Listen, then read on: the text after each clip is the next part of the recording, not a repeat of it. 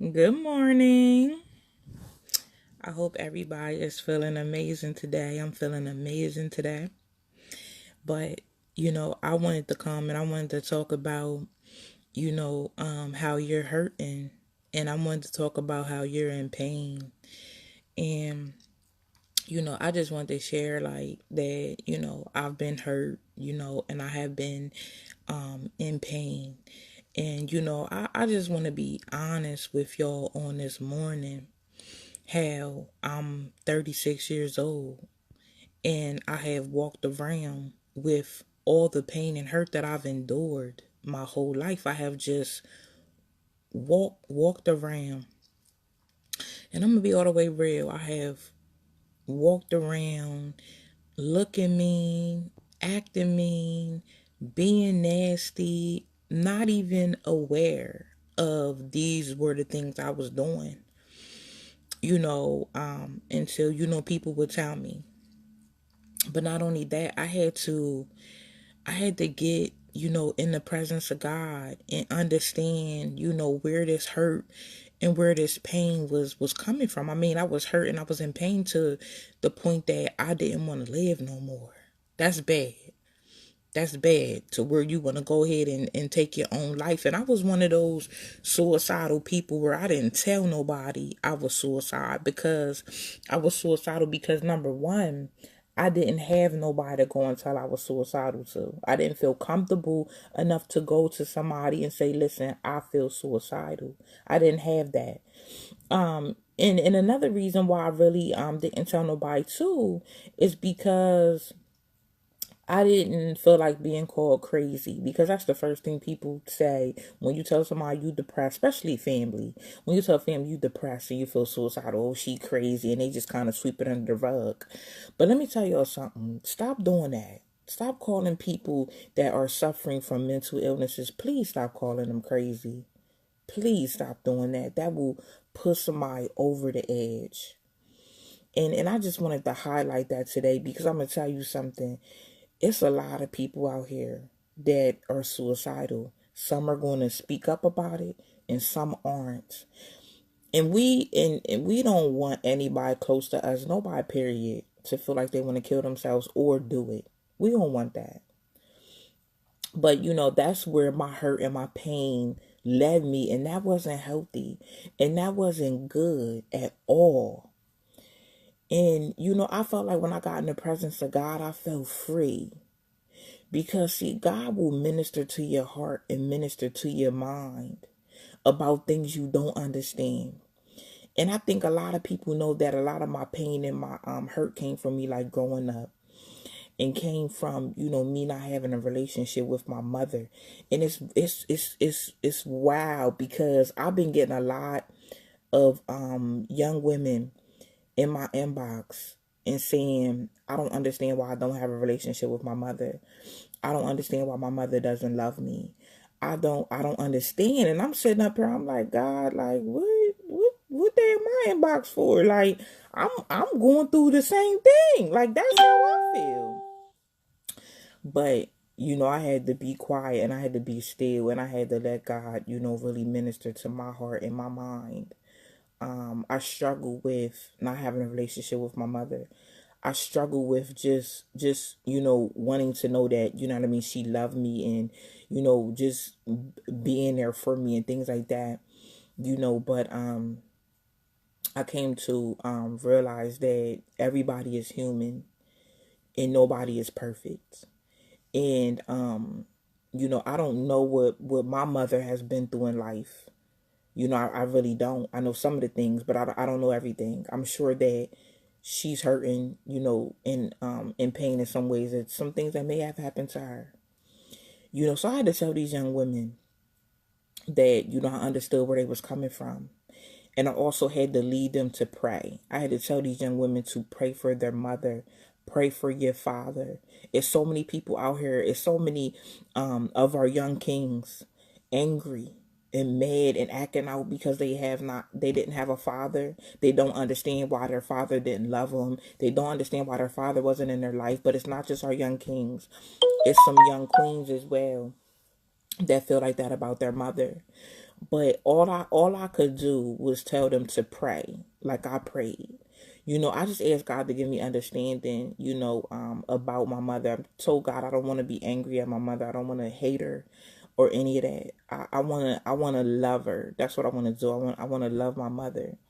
I want to pray for her. I want to pray over her. I want the best for her. And um that's the God in me. That's what God, did in me. But I had to accept that. You understand what I'm saying? I know I'm not a perfect mother. I love my children. I want the best for my children, but I'm not the perfect mother. And I had to look at things like I have been through stuff too. You understand what I'm saying? That probably has affected my children. Maybe, my suicidal thoughts, my depression, maybe it affected my children in some way. Maybe I wasn't as effective of a mother that I could have been. I don't know. Sometimes when you're in a depressive state, or you're dealing with things that you're hurt from and you're in pain from, we don't always notice everything about ourselves. I try to be, the best mom I can be, and my kids, tell me that I'm a good mom, and but I have to have that same compassion with my mother that I want my children to have with me, to know that I have moments. You understand what I'm saying? It's gonna be some moments where I'm gonna be down and out. You know what I mean? I may be, in another world because I'm dealing with something. But God just put on my heart to pray for my mother, pray on the relationship, with my mother. So I just want to encourage, every child out there that feel like they're motherless or they're fatherless, to allow God to work on your heart and your mind with the pain and the hurt. And not only that, to pray for your parent. Parents are human too. And parents go through stuff too. And I just feel like we have to have the same compassion, no matter what it is. I talked to a young woman last night, and, she said that, some things happened to her mother, and her mother turned to drugs.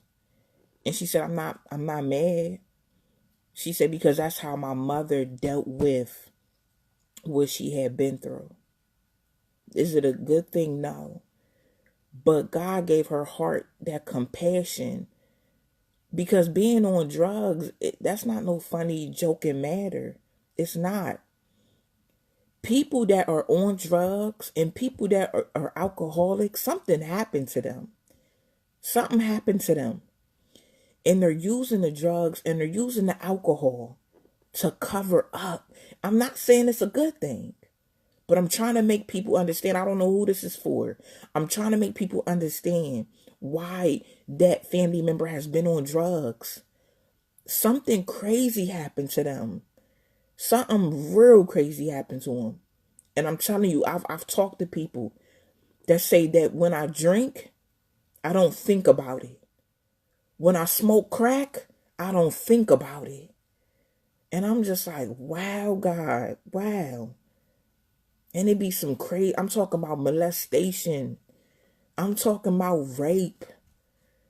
I'm talking about these people have been violated. And it has been swept under the rug because our family set up and operate. What happens in this house stays in this house. Or don't talk about that no more. Don't tell nobody. Get over it. You can never get over molestation. You can never get over somebody violating you. You can never get over rape. You can't just get over those things. But I'm telling you, we have those family members that just tell us to get over it and to never talk to nobody about it. And when you tell someone to never talk about that they have been violated by a friend, a family member, a parent, whatever, when you tell that person to get over it or never say nothing, you put that person in a prison, especially children. You put children in a prison. So that person has to walk around. They have already been told they can't talk about it, but they have to walk around and keep reliving what that person did to them. And it's a shame. And it's a prison. I'm telling you. It's crazy. When you have been violated in a sexual way, That's not something you just ever get over. That's something that you walk around and you relive it over and over. You think about it. You have flashbacks. So when we see those family members and they on drugs and they alcoholics, we can't talk about them. We have to pray for them. We have to, every time we have an interaction with them, we have to kind of try to, tell them that, and keep them encouraged, and you know let them know that we're there for them. Every time we see them, let them know we love them and we're there for them. They're dealing with something that we couldn't even fathom, and I'm being real, and I've talked to many of them. But you know I just want to encourage people on today to get in the presence of God, and to allow God to start working on your heart and working on your mind. If you're a rape survivor, help other rape survivors. If you've been molested, speak out about it and help other people that have been molested. There are people out here like you that don't know what to do with the hurt, don't know what to do with the pain, and they're just suffering. They're suffering. There's too many of us suffering. But I'm going to tell you what the cure is to the hurt and the pain and the suffering. The cure is God. To go to God with it.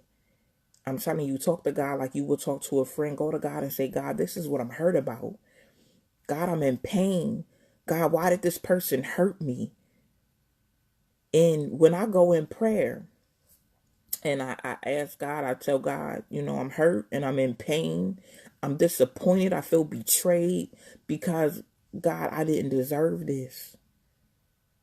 But I say, God, can you touch this person's heart?